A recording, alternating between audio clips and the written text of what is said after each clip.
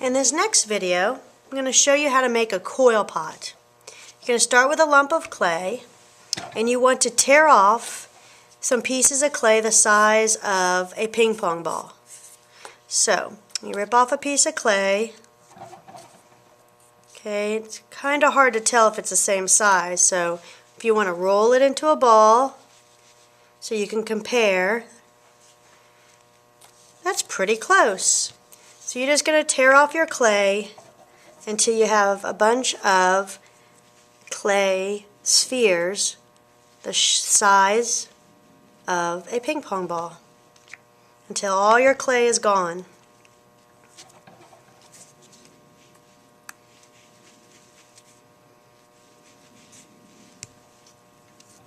Alright, now coil pots can be all different sizes. Some can be very tall and some can be very short. So it's going to be up to you if you want a tall coil pot or a short coil pot.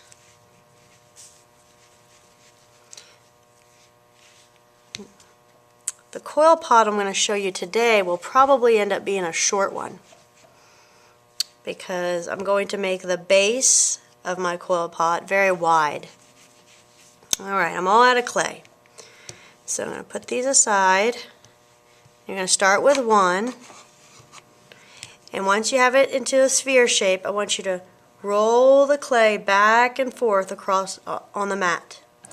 Now when you roll, you want to start at the tip of your finger and roll all the way to the back part, the very bottom part of the palm of your hand.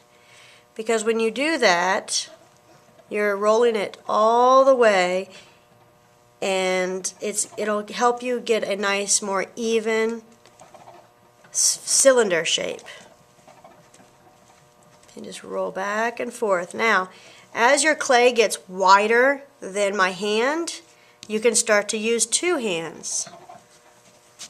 You got to use your whole hand from the tips of your fingers all the way to the palm, the bottom part of your hand. Alright, it's getting kind of flat on one end. When it does that, just turn it up, press down so we can keep that cylinder shape. Now, sometimes it's okay to just use just a little part of your hand to do the rolling, and that's okay, as long as you get a nice even cylinder shape. And if you want to just use one hand, just work your way all the way across the coil. Don't just stay in one place, because if you do that, then you're going to have one end that's bigger than the other. Alright, after you get a nice coil, you've probably worked with it so much that it's lost a lot of its water. So we need to add that water back, and we dip our fingers into the slip and rub the slip on all the sides of our coil. Now the very first thing we do is we're going to start to bend our clay coil into a snail shape or a cinnamon roll shape. See how it's starting to hook and bend in? And you want the smallest hole possible right there. So just slowly and gently curve it around all the way around. Okay. Now, you don't want to rub on it, the clay, too much, because then you're going to lose those really neat lines that you have. Alright, you're going to set this aside. Start with another one. Roll it back and forth and get a nice coil shape. Now if you roll in between your hands, that can sometimes cause problems because your hand isn't flat like the table. So you're going to get not a nice smooth shape, but a very bumpy shape. Alright. So this is going to take some time.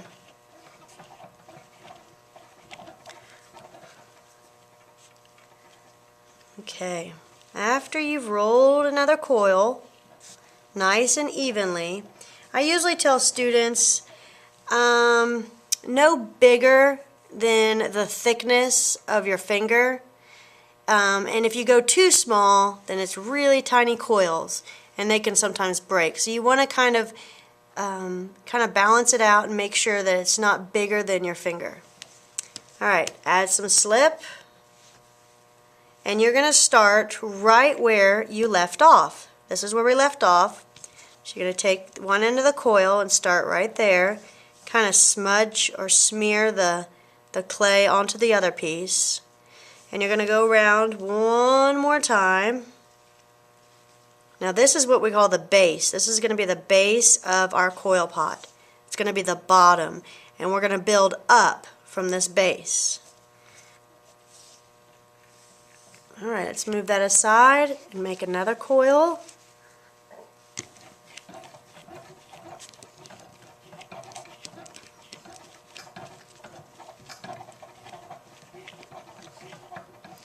Table's kind of squeaky and it moves around a lot. Alright, after you get another coil made, add some slip,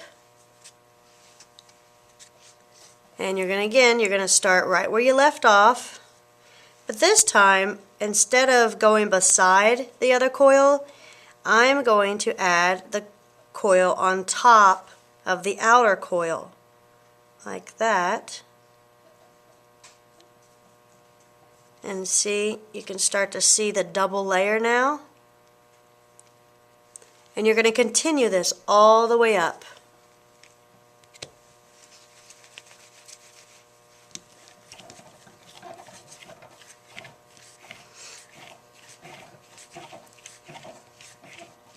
Just roll out your coil, trying to make it as even as possible. Add your slip. Now you're probably saying, Miss Highfill, how come you can do that so fast? Well, I've been doing it for a very long time, so it's much easier the more and more practice you do. Alright, start where you left off. Kind of blend that clay over to the other piece so it sticks together good, and just wrap it around. Now you got to be careful. If you wrap in too tightly in the middle, your coil pot is going to start to build inward. And if you lay it too far on the outer edge of that coil, it's going to start to fold outward. So you got to really think and look carefully. You want to lay it right on top of the last one that you just laid down. Alright, let's make another one.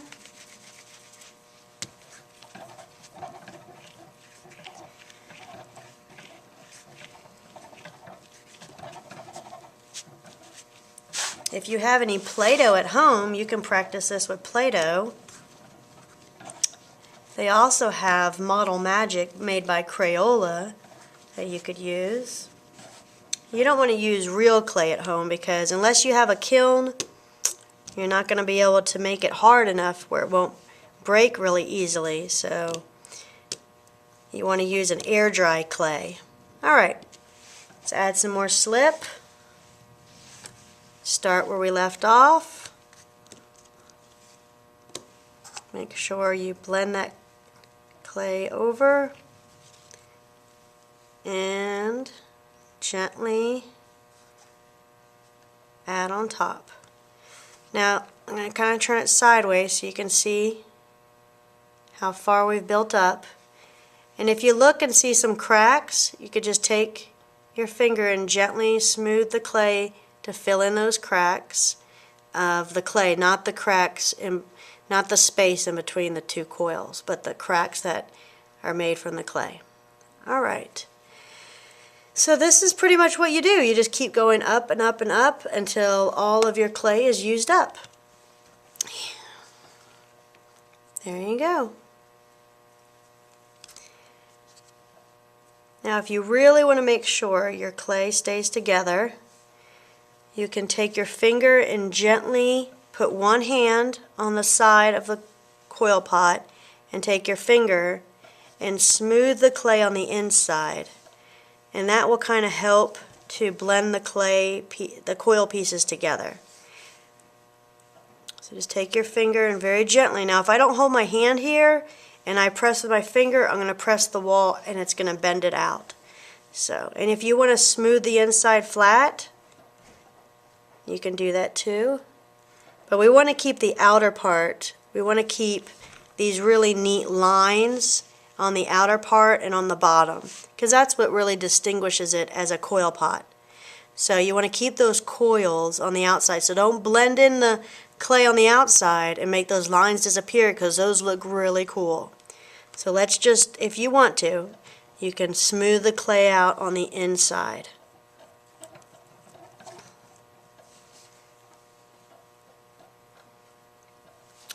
Just take your hand and gently shape it so it looks like a cylinder, and you are good to go.